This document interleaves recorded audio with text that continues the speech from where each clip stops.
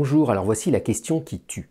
Imaginez qu'un cataclysme détruise toutes nos connaissances scientifiques, mais que vous ayez le droit de laisser aux générations futures une seule phrase, vous voyez, une sorte de bouteille à la mer pour les aider à redémarrer.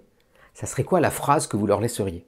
Cette question, elle est posée en fait par un physicien célèbre à ses étudiants dans son cours de physique qui s'appelle Richard Feynman. Alors la réponse, vous voyez, ça sert à rien de leur donner par exemple une formule scientifique genre E égale mc2 parce qu'ils sauraient même pas la déchiffrer vu qu'ils n'ont plus de connaissances.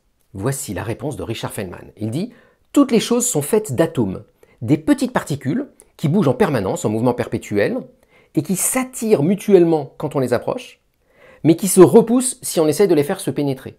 Alors vous allez me dire, bon, c'est un peu technique comme phrase, mais en fait, avec cette simple phrase, il est en train d'expliquer aux générations futures de quoi est faite la matière, de quoi est faite ma main par exemple. Alors vous voyez, il ne dit pas juste que les atomes sont des petites billes, ils disent que ces petites billes, elles s'attirent mutuellement, et c'est ça qui va permettre notamment de comprendre pourquoi les gaz deviennent des liquides ou des solides. Et il dit qu'à très petite distance, elles se repoussent, et ça c'est ce qui permet d'expliquer notamment la solidité de la matière.